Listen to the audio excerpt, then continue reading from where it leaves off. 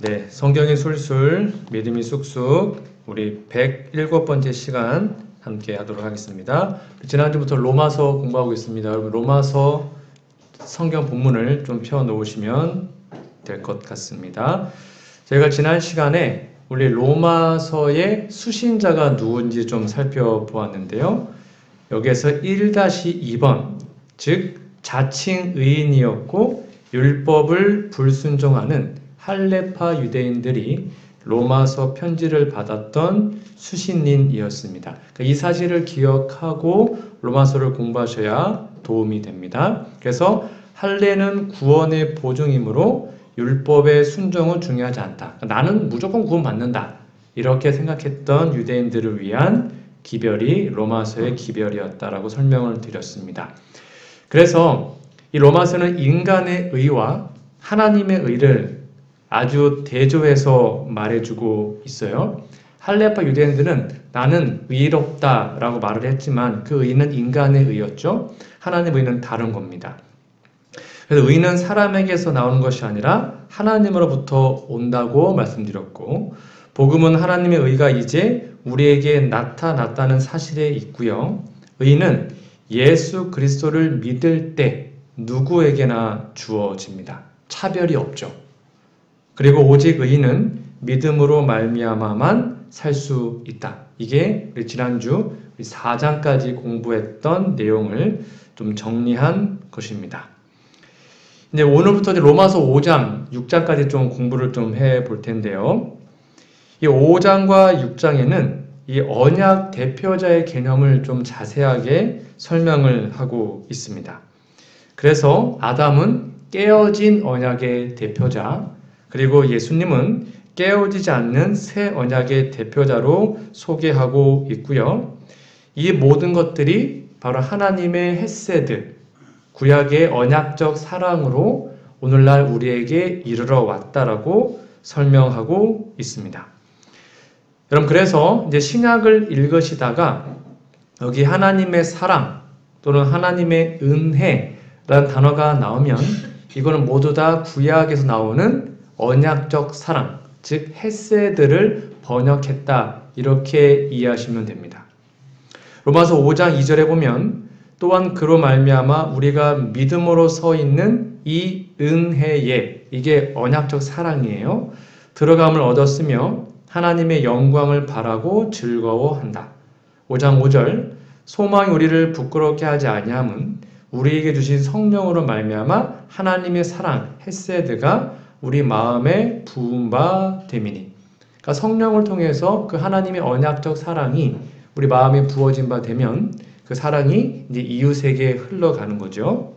5장 8절, 우리가 아직 죄인 되었을 때에 그리스도께서 우리를 위하여 죽으심으로 하나님께서 우리에 대한 자기의 사랑, 그 언약적 사랑을 확증했다라고 기록합니다. 많은 사람들이 정말 하나님 날 사랑하나? 라는 것을 잘 이렇게 체험적으로 느껴지지 않는다고 말하는 분들이 있습니다. 교회에 계속 다니지만 정말 하나님 날 사랑하는지를 잘 느껴지지 않을 때가 있다고 종종 말씀을 하세요. 그런데 그럴 때마다 우리가 읽어야 되는 성경절이 바로 로마서 5장 8절입니다. 성경은 하나님이 우리를 너무 사랑한다는 것을 확증했는데 그게 뭐라고요? 우리가 죄인 되었을 때, 이 말은 뭡니까? 하나님 믿기 전 그 말이죠. 아직도 죄를 버리기 전이었음에도 불구하고 우리가 잘나지 않았음에도 불구하고 그 존재, 죄인된 우리를 위해서 하나님이 죽으셨다. 이게 바로 우리에 대한 사랑의 확증입니다. 그러니까 이 사실을 우리가 말씀으로 믿을 때, 때로는 마음에 좀 느껴지지 않아도 이 말씀으로 믿을 때 하나님 정말 날 사랑하시는구나 하는 것을 잊지 않게 되는 겁니다. 하나님의 헤세드의 사랑이 바로 구원의 근원입니다. 이게 바로 변치 않는 언약의 하나님의 사랑이죠. 이 하나님의 사랑은 마음속에 늘 하나님 마음속에 올라오시고 그걸 통해 우리를 성령을 통하여 우리에게 허락을 하시면 결국 그 사랑은 우리 마음속에 부어진 바 되는 겁니다. 그게 바로 십자가의 사랑이었어요. 그래서 로마서 8장은 우리에게 이렇게 권면하죠. 여러분 잘 아시는 말씀입니다. 누가 우리를 그리스도의 사랑에서 이게 헤세드, 언약적 사랑입니다. 끊으리요. 환난이나 곤고나 박해나 기근이나 적신이나 위험이나 칼이랴. 높음이나 깊음이나 다른 어떤 피조물이라도 우리를 우리 주 그리스도 예수 안에 있는 하나님의 사랑에서 끊을 수 없으리라. 즉 우리가 하나님을 버리지 않는 이상 하나님은 결코 우리를 버리지 않으셔요. 정말이에요. 성경에 써 있잖아요. 어떤 것도 하나님의 사랑을 우리에게서 끊을 수가 없어요. 불가능합니다. 왜요? 그게 언약의 특징이잖아요. 절대 변치 않는 것. 그러나 이 모든 일에 우리를 사랑하시는 그분의 사랑으로 말미암아 우리가 넉넉히 이긴다. 이긴다는 건 뭐냐면 사단도 이길 수 있고 죄도 이길 수 있다는 겁니다. 우리 힘이 아니라 하나님의 능력으로. 하나님의 그 사랑을 깊이 체험하게 되면 우리는 결국 승리하는 이기는 삶을 살게 되는 거죠. 그래서 이런 하나님의 사랑, 그 헤세드 사랑이 결국 우리를 움직이게 만드는데요. 그게 바로 고린도후서 5장 14절 나와 있는 말씀입니다. 이 말씀 같이 읽어볼까요? 그리스도의 시작. 그리스도의 사랑이 우리를 강권하시는도다. 그러니까 내가 말씀을 보고 때로는 기도를 하고 하나님의 사업을 하고 뭔가 봉사를 하고 전도를 하고 이거 누가 시켜서 하는 거 아니잖아요. 누가 시킨다고 누가 합니까? 하지 않아요. 근데 우리가 그런 마음이 들은 거는 뭐냐면 예수님의 사랑이 내 안에 오면 그 사랑이 우리를 뭐 한다는 거예요? 강건하게 만드는 거예요. 그 사랑 때문에 우리는 결국 움직이고 활동하게 되는 거죠. 이 사랑이 바로 오늘날 우리의 삶의 모토가 되어야 하는 것입니다. 다시 한번 이제 로마서 5장으로 좀 가보시겠습니다. 여기 보면 로마서 5장에 보면 바울이 이제 언약에서 아주 중요한 개념인 이 언약 대표자 개념을 설명합니다. 쉽게 말하면 우리는 선악과 먹지 않았잖아요. 근데 왜 우리가 죄인일까요? 아담이 우리의 대표자이기 때문입니다. 그래서 아담이 선악과를 먹었기 때문에 우리도 그 동일한 죄를 지은 겁니다. 우리가 십자가에 죽지 않았죠? 근데 어떻게 우리가 구원받죠? 한 게 아무것도 없는데 예수님이 우리의 언약 대표자이시거든요. 그러니까 그분의 희생이 이제 우리의 것이 된 겁니다. 그러니까 우리가 죄를 지은 것도 우리의 어떤 책임이 없어요. 아담이 그냥 먹은 거예요. 마찬가지로 우리가 구원받는 것도 우리의 공로가 없어요. 예수님이 다 이루어 주신 거죠. 그거를 우리가 언약 대표자로 그분을 받아들이면 우리는 그분 안에서 동일한 결과를 얻게 되는 겁니다. 예를 들면 우리 대한민국이 2002년도에 월드컵 4강을 가지 않았습니까? 우리가 축구했습니까? 축구 안 했잖아요. 그런데 그 대표자들이 4강에 갔을 때 누가 간 겁니까? 대한민국이 4강에 간 거죠. 이런 개념이 바로 대표자의 개념인 겁니다. 그래서 언약은 제가 여러 번 설명드렸지만 그 당시에 강대국과 약소국의 왕과 왕, 즉 대표자들이 언약을 맺습니다. 이러한 관점에서 하나님이 우리와 언약을 맺었는데 이제 새 언약의 대표자는 누구예요? 예수님이시거든요. 그러니까 예수님과 하나님이 새 언약을 맺으신 겁니다. 그럼 우리는 이제 예수님 안에만 거하면 예수님의 모든 특권, 그분의 축복 다 우리가 받을 수 있는 거예요. 우리의 공로가 없어요. 왜? 예수님이 다 해주신 거니까. 그 개념이 로마서 5장에 아주 잘 설명되어 있습니다. 그러니까 아담 때문에 우리가 죄인 된 거 억울할 필요가 없다는 것입니다. 똑같이 우리가 예수님 때문에 우리가 의인이 되었어요. 우리의 공로 전혀 없이 그분 때문에. 왜요? 우리의 대표자이시니까. 이 개념이 바로 로마서 5장에 기록되어 있어요. 그래서 로마서 5장 18절 19절에 보면 그런즉 한 범죄로 많은 사람이, 이게 이제 선악과 먹은 걸 말하는 거죠. 많은 사람이 정죄에 이른 것 같이 이거 우리 책임 없다 이겁니다. 우리가 한 게 아니니까. 근데 한 의로운 행위로 말미암아, 이게 그분의 십자가죠. 많은 사람이 의롭다 하심을 받아 생명에 이르렀느니라. 내가 한 것도 없어요. 예수님이 다 해주신 거죠. 그 다음에 한 사람의 순종하지 아니함으로 아담의 불순종이죠. 많은 사람이 죄인이 되었습니다. 우리가 죄인 된 거는 우리 책임이 아니에요. 아담 때문인 거죠. 그런데 또 한 사람의 순종하심으로 많은 사람이 의인이 되었습니다. 그러면 내가 의인 되었다? 내가 구원받았다? 내가 잘난 척할 게 있어요? 없어요? 하나도 없는 거예요. 단 0.000, 아니요, 제로죠. 아무것도 우리의 공로가 없어요. 그냥 그분의 순종하심으로 우리가 의인이 된 거예요. 은혜로. 그러니까 이게 바로 언약 대표자의 개념입니다. 그러면 우리가 예수님을 이제 언약 대표자로 믿고 나 이제 그분과 언약을 맺고 싶습니다. 하나님과 다시 언약을 맺고 싶어요. 라고 고백하는 행위가 뭐라고요? 그게 바로 침례예요. 그래서 로마서 6장에 그 침례 이야기가 기록이 되어 있는 것입니다. 그분이 우리의 언약 대표자다. 내가 한 게 아무것도 없는데 그분 때문에 내가 진짜 의롭게 되었다. 그리고 그것을 진심으로 믿고 그분과 함께 언약 속으로 들어가고 싶다라고 고백하는 게 뭐라고요? 침례라는 것입니다.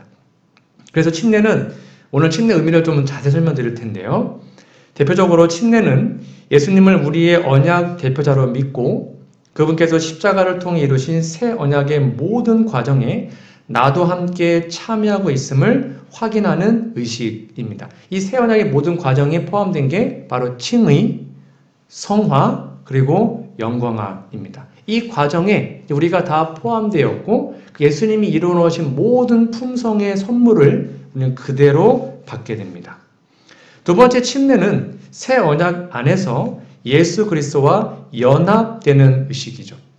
이게 굉장히 중요한데요. 이제 그분의 의의 옷을 입었기 때문에 이제 우리의 생각까지도 예수님과 동일하게 됩니다. 우리가 정말로 거듭남을 경험하게 되면 예수님의 생각이 우리의 생각이 되는 것이죠. 이게 바로 연합의 의미입니다. 세 번째, 침례는 옛 언약에서 탈퇴하여 새 언약에 가입하는 것입니다. 이제 더 이상 죄의 종이 아닙니다. 더 이상 사탄의 노예가 아니라 거기에서 나와서 새 언약으로 들어갔기 때문에 이제는 하나님의 자녀요, 하나님의 종이 되는 것이죠. 네 번째, 침례는 죄와 이혼하고 의와 결혼하는 의식입니다. 그래서 이제 더 이상 죄의 노예로 살지 않습니다. 죄를 반복하여 짓지 않아요. 다섯 번째, 침례는 죄에서 벗어나 의의 옷을 입는 예식이고 마지막 여섯 번째 침례는 옛 사람을 십자가에 못 박고 새 사람을 부활시키는 의식입니다. 그래서 사도 바울이 말했던 내가 이제 그리스도와 함께 십자가에 못 박혔다라는 고백은 믿음의 절정이 아니고요. 믿음의 시작. 그렇죠? 침례를 받을 때 이제 세상에 대해 내가 다 죽고 이제 오직 예수님 한 분이면 만족합니다라고 고백을 할 때 진정한 침례의 경험에 이룰 수 있게 돼요. 그리하여 이렇게 우리에게 말해주고 있습니다. 로마서 6장 3절과 5절입니다.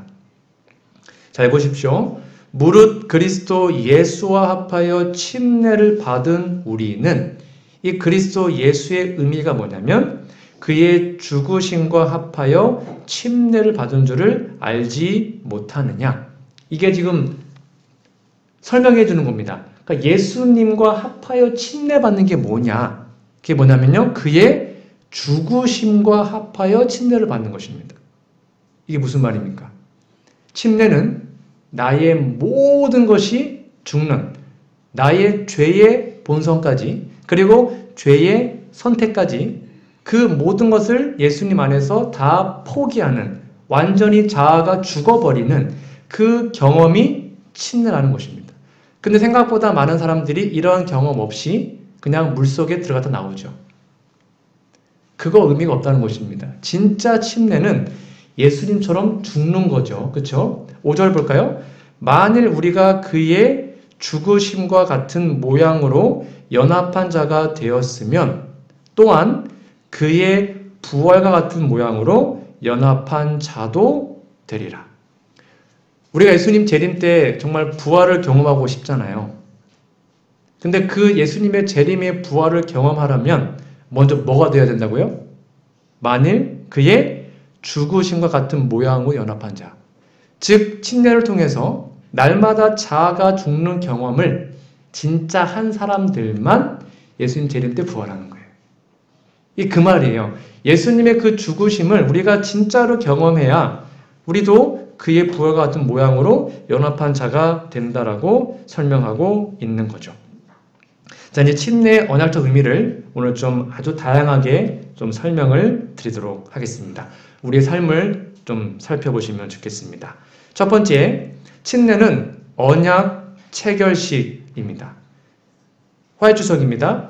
그리스도는 침례를 받는 사람들에게 그들은 주를 위하여 살아야 할 엄숙한 언약에 묶인 사람들이라는 것을 기억하라고 하셨다. 그들은 주께서 위탁하신 모든 재능들을 그분을 위해서 사용해야 하며 넷째 계명을 순종하는 백성, 곧 하나님의 인을 갖고 있다는 것과 그리스도의 나라의 신민들이라는 것과 신의 성품에 참여하는 자들이라는 생생한 느낌을 결코 잊지 말아야 한다. 그러니까 침례는 그냥 뭐 선물 준다고 또는 뭐 축하해 준다고 그렇게 받는 게 아니고 여기 써 있잖아요. 엄숙한 언약입니다. 왜요? 이제 진짜 세상의 모든 걸 버려야 되거든요. 예수님 한 분만 믿어야 되거든요. 그분께 내 삶을 다 드려야 되거든요. 그분께 올인 해야 되거든요. 그러한 결심이 있는 자들에게 이 침례를 베푸는 거예요. 그리고 그걸 뭐라 해요? 그러한 것들을 결코 잊지 말라고 우리에게 권면하고 있습니다. 이게 언약 체결식이에요. 두 번째입니다. 침례는 예수의 죽음과 부활의 기념인데요. 자, 하나님은 여러 중요한 사건들의 표징과 기념을 제정했는데요. 안식일은 창조의 기념으로, 할례는 아브라함의 언약 기념으로, 그리고 침례는 그리스도의 죽음과 부활의 기념으로, 성만찬은 그리스도의 대속적 희생의 기념으로 제정되었습니다. 그래서 침례에서 가장 중요한 것은 뭐라고요? 자아가 죽는 것입니다. 내 삶을 완전히 포기하는 것이죠. 예수님과 함께 죽는 것입니다. 이 경험이 있을 때 뭐 할 수 있다고요? 예수님과 똑같이 부활하고 재림 때 하늘에 갈 수 있는 거예요. 그래서 사도 바울의 그 고백, 나는 날마다 죽노라 라는 그 고백이 우리에게 진짜 있어야 됩니다. 이게 바로 침례의 두 번째 의미예요. 꼭 기억하시고요. 세 번째, 침례는 영적인 할례를 받는 것입니다. 잘 보시면 육의 몸이 예수가 행하신 영적 할례를 통하여 제거된 후에 침례받은 사람은 이제 그리스도로 옷을 입고 예수님과 언약 관계에 들어간다. 그 결과 그들은 언약의 약속들의 성취를 받을 수 있는 위치에 있는 것이다. 이 언약 관계에 들어간 자들은 나는 그들 하나님이 되고 그들은 내 백성이 될 것이라는 하나님의 보증을 경험할 것이다. 여러분, 할례가 뭐라고 그랬죠? 할례는 남자의 생식기 앞부분을 잘라내는 것입니다. 근데 침례는 영적 할례라고 합니다. 침례는 무엇을 제거한 거랬죠? 마음의 굳은 마음. 그렇죠? 마음에 있는 죄.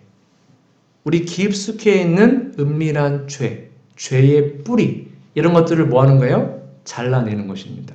그게 바로 영적 할례 곧 침례입니다. 그러므로 우리가 침례를 받았다. 또 우리가 침례받은 침례 교인이라고 말을 한다면 우리 날마다 이 경험, 마음에 있는 불신의 마음, 굳은 마음, 더러워진 마음들을 잘라내는 경험들이 지금도 있어야 하는 것입니다. 네 번째입니다. 침례는 언약의 표징인데요. 영적인 이스라엘에게는 침례가 언약의 표징이듯이 육적인 이스라엘에는 할례가 언약의 표징이었죠. 후자는 육적인 탄생과 관련이 있었고요. 전자는 영적인 재탄생에 수반됩니다. 그러면 내가 지금 하나님과 언약을 맺었다라는 그 표징을 바로 우리는 침례를 통하여 온 우주 앞에 증명하는 거예요. 그래서 우리가 침례 받을 때 침례심을 하지 않습니까? 그게 바로 온 우주 앞에 내가 이제 하나님과 언약 맺었습니다라는 것을 증거하는 것입니다. 자, 다섯 번째입니다. 침례는 하나님의 나라의 전입 또는 출생 신고라고 기록되어 있습니다. 읽어드리겠습니다. 전지전능하신 성부와 성자와 성령은 그분들과 진실된 언약을 맺은 사람들을 받으신다. 그분들은 침례식이 있는 곳마다 임재하시고, 잘 보십시오. 세상을 포기하고 영혼의 전으로 그리스도를 모셔드리는 수침자들을 간합하신다. 이 수침자들은 하나님의 가족이 되고 그들의 이름은 어린 양의 생명책에 기록이 된다. 그래서 우리가 흔히 말하면 침례 받으면 여러분의 이름이 생명책에 기록되었습니다라고 말을 많이 하는데 그 전제 조건이 뭐라고요? 써 있잖아요. 세상을 포기하는 것입니다. 세상을 포기하는 진짜 하나님께 모든 걸 드리는 그 사람들만 하늘 생명책에 이름이 기록돼요. 이 세상에도 사람이 태어나면 출생신고를 합니다. 그러면 그 나라의 국민이 되죠. 마찬가지로 우리가 침례를 받아서 새롭게 태어나면 세상을 완전히 포기하고 주님 안에서 자녀가 되면 우리 하늘 생명책에 천국 백성으로 기록이 됩니다. 우리 이름이 거기 딱 기록되어 있어야 합니다. 6번째입니다. 침례는 언약 공동체에 소속된 증명서인데요. 이게 무슨 말인고 하면 우리는 홀로 신앙생활을 할 수가 없거든요. 우리는 더 이상 고립된 개인들이 아니다. 우리는 그리스도의 교회의 지체들이 되었다. 우리는 언약 공동체 내에서 책임들을 맡으며, 그러므로 진정한 침례를 경험한, 즉 거듭남을 경험한 사람들은 교회 안에서 맡은 일에 충실하게 됩니다. 아, 너 이거 못해요, 나 저거 못해요, 그런 사람이 아니고 부족하지만 열심히 하겠습니다. 이게 당연한 것입니다. 그 구성원들은 새로 침례받은 자들을 위해서 책임을 진다는 것입니다. 이 새 교인들은 교회뿐만 아니라 자신들의 유익을 위해 예배와 기도와 사랑의 봉사 생활에 참여해야 하는 것이죠. 그래서 누군가가 이제 침례를 받으면 아직 초신자라고 일을 안 주는 게 아니고 자꾸 일을 줘야 합니다. 그래서 이 공동체에 함께 참여할 수 있도록 그것이 그를 살리고 성장시키는 방법인 거죠. 그러므로 침례를 받았으면 우리는 하나님의 지체이고 하나님의 공동체에 소속된 그 주인의식을 가지고 살아야 합니다. 이게 중요한 침례 의미이고요. 마지막 7번째입니다. 침례는 언약 당사자의 맹세가 필요한데요. 제가 언약 공부할 때 여러 번 설명드렸습니다. 언약에서 맹세는 목숨을 걸고 하는 것입니다. 자신의 모든 걸 걸고 맹세합니다. 그래서 그 양이나 소를 반을 가른 다음에 이 언약 어기면 어떻게 된다? 내가 이 양처럼 죽겠다라는 고백입니다. 그러므로 침례는 그냥 뭐 재미삼아 받으면 안 되고요. 이런 마음을 받아야 합니다. 침례를 받을 때 우리는 사단과 그의 대리자들과 맺고 있는 모든 관계를 끊어버릴 것을 직접 약속하였고, 지성과 감성과 영혼을 하나님 나라의 확장을 위해서 바치기로 약속하였다. 온 하늘은 이 목적을 위해서 일하고 있다. 성부와 성자와 성령은 성화된 인간 도구들과 협력하기로 맹세한다. 잘 보십시오. 만약 우리가 한 서약에 충실하면, 우리가 침례 받을 때 그 초심, 그 언약에 정말 충실하면 우리 앞에는 하늘로 통하는 문이 열릴 것이다. 그 문은 어떤 사람도 어떤 사단 대리자도 닫을 수 없는 문이다. 그러니까 우리가 믿음 안에서 그 침례 언약대로 정말 충실하게 주님의 일을 하면 하늘의 문이 열린다는 것입니다. 그리고 그 길을 우리는 두벅두벅 걸어가야 하는 것이죠. 자, 마지막으로 이 질문을 좀 함께 나누고 오늘 말씀을 좀 정리할까 하는데요. 여러분, 우리가 침례를 받으면 더 이상 죄를 짓지 않고 살 수 있습니까? 여러분의 생각은 어떠하십니까? 이 침례에 대해서 이 사실을 좀 명확하게 이해하는 것이 정말 중요한데요. 우리가 침례를 받고 쉽게 말하면 거듭나면, 하나님 자녀가 되면 더 이상 죄를 짓지 않고 살 수 있습니까? 없습니까? 없습니까? 그럼 계속 죄를 지으면 그러면 예수 믿고 안 믿고 무슨 차이가 있는 걸까요? 짓지 말아야 되는데 그게 잘 안 되죠. 그러면 그게 우리 정말 믿는 걸까요? 자, 성경을 보도록 하겠습니다. 요한에서 3장 9절. 여러분 이 말씀 어떻게 이해하시는지요? 하나님께로서 난 자마다. 이게 뭐예요? 거듭난 자마다. 그렇죠? 새로 태어난 자마다. 제 말이 아닙니다. 성경이 말합니다. 죄를 짓지 아니하나니. 여기 보니까 죄를 안 짓는데요. 거듭나면. 이는 하나님의 씨가 그의 속에 거하며 저도 범죄치 못하는 것은 하나님께로서 났습니다. 성경을 보니까 거듭나면 죄를 져요, 안 져요? 안 짓는다고 나와 있어요. 뒤집어 얘기해보면 계속 죄를 짓고 있으면 거듭난 거예요, 안 난 거예요? 거듭 안 난 거네요. 그렇죠? 이 말씀대로 한다면 그럼 거듭나지 않으면 하늘에 못 가는데 우리 큰일 났네요. 이게 무슨 말일까요? 여기에서 말하는 죄는 도대체 무엇을 의미할까요? 이 구절을 우리 재림교회 주석은 이렇게 주석합니다. 여기 죄를 짓지 아니한다. 이 헬라어 동사 형태가 암시하는 바로는 범죄하기를 계속하지 아니한다 또는 상습적으로 범죄하지 아니한다라는 것으로 이해하시면 됩니다. 즉 사도가 이곳에 쓴 말의 뜻은 뭐냐면 모든 그리스도인들이 범하기 쉬운 이따금의 실수가 아니라 상습적인 범죄에 대해서 말하고 있는 것입니다. 이게 무슨 말인가 하면 우리가 거듭나게 되잖아요. 그럼 양심이 예민해집니다. 그러면 이것이 죄인지 아닌지를 우리가 알 수 있습니다. 여러분들 그런 거 있잖아요. 이거 알면서 짓는 죄가 있잖아요. 근데 진짜로 거듭나면 이게 말이 뭐냐면 알면서 짓는 죄를 더 이상 짓지 않아요. 우리 실수할 수 있죠. 넘어질 수 있어요. 그런 죄는 할 수 있어요. 우리가 연약하니까. 그게 아니라 내가 이거 하면 나쁜 걸 알아요. 내가 지금 예를 들면 누구랑 싸웠어요.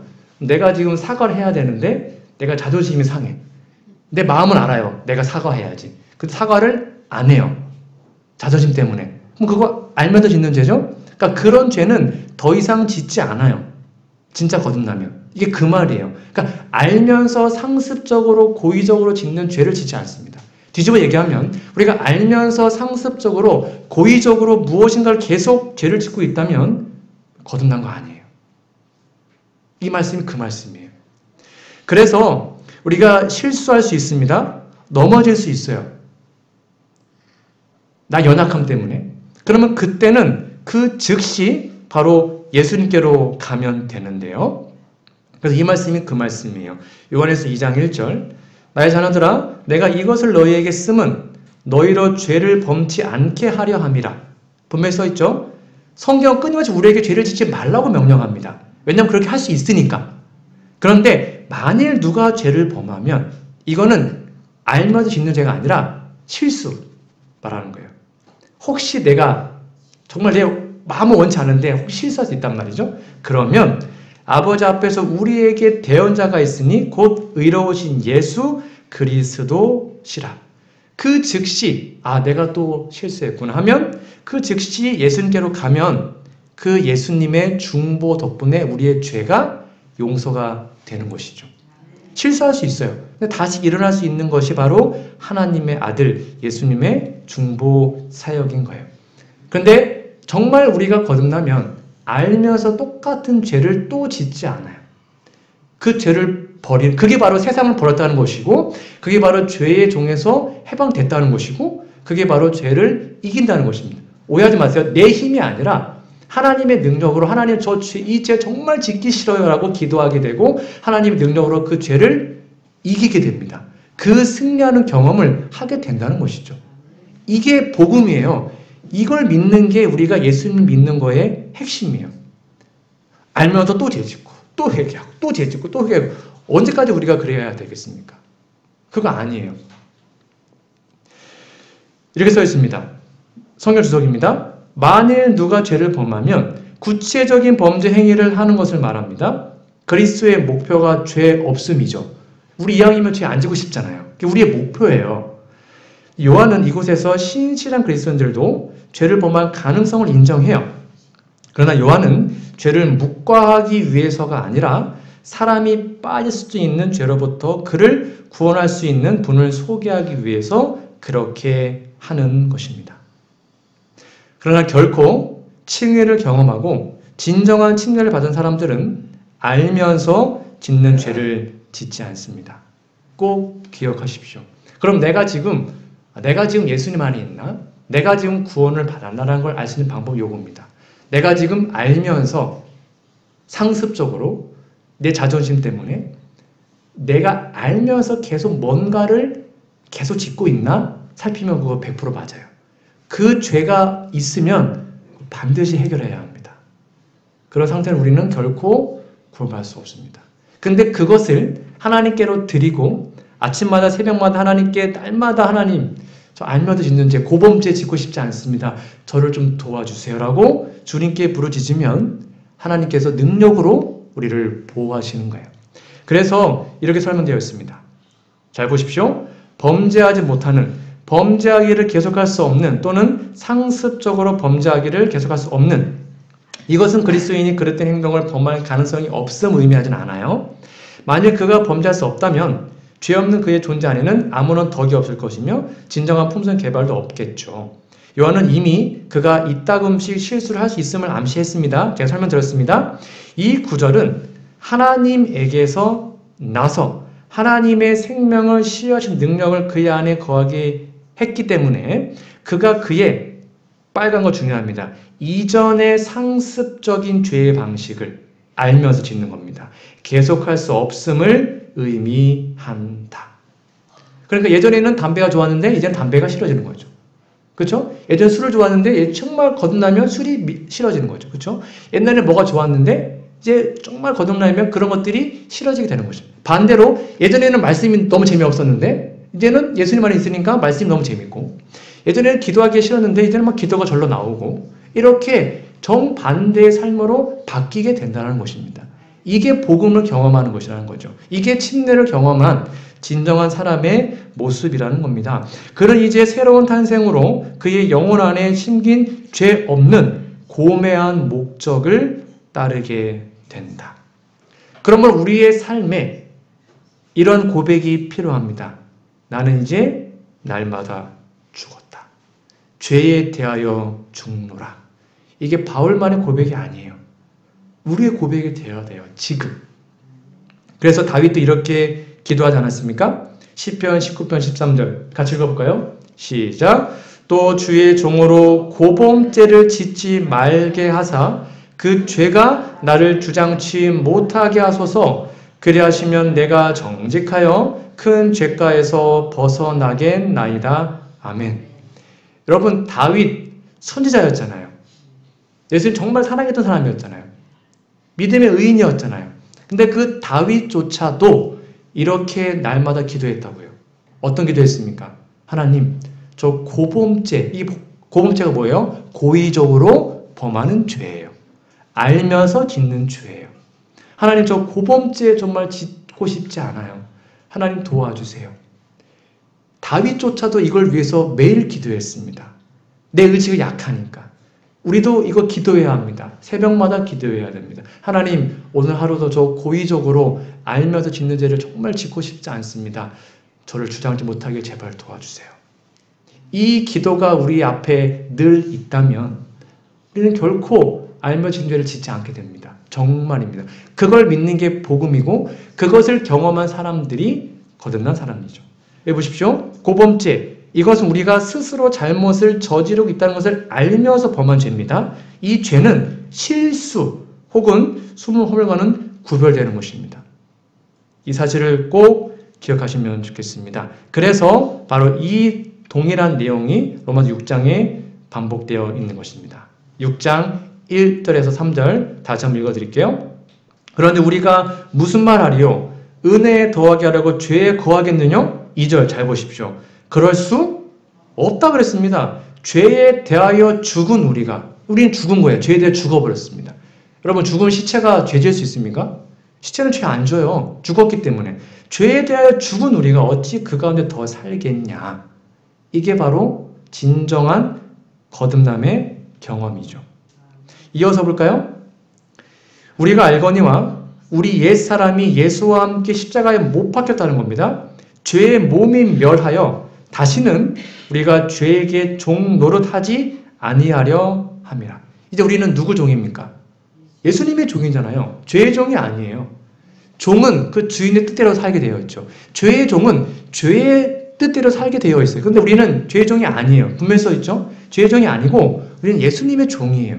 예수님의 뜻대로 산다고 우리에게 말하고 있죠. 이게 바로 복음의 능력인 것입니다.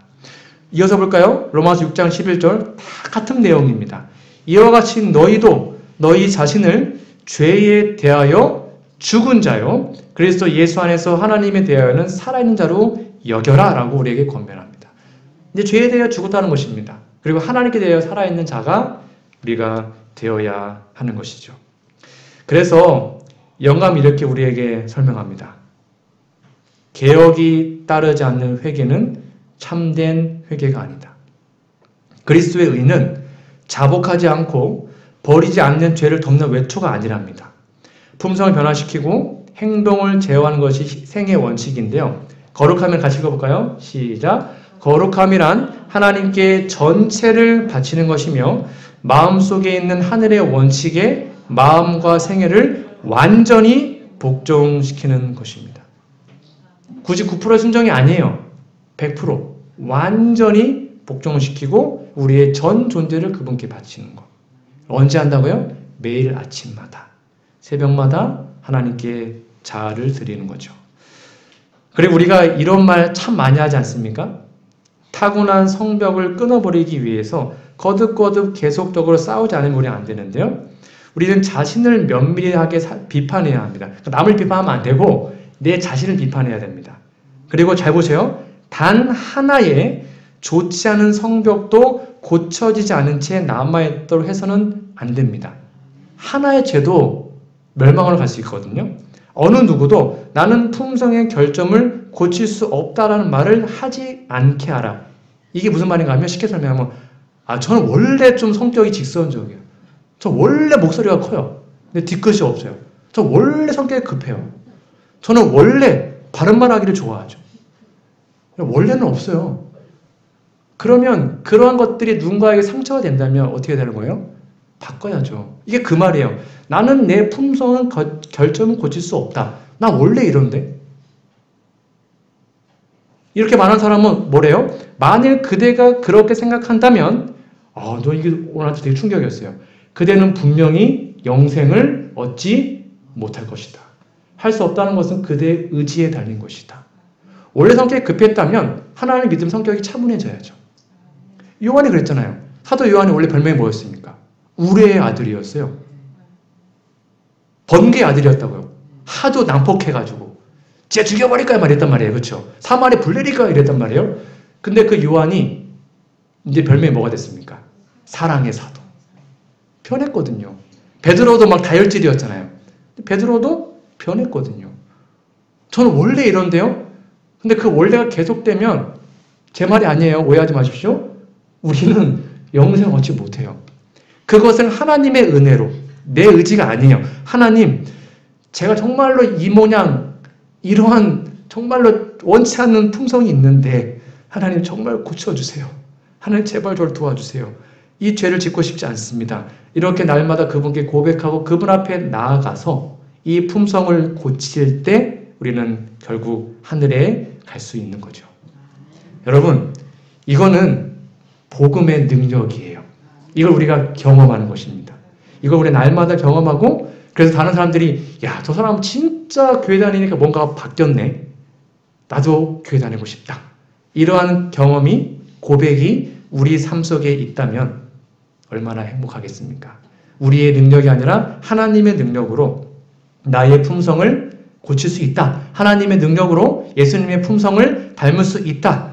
이렇게 기도하고 날마다 주님 앞에 나아가는 우리 모두가 되기를 간절히 바라며 오늘 말씀을 마치도록 하겠습니다.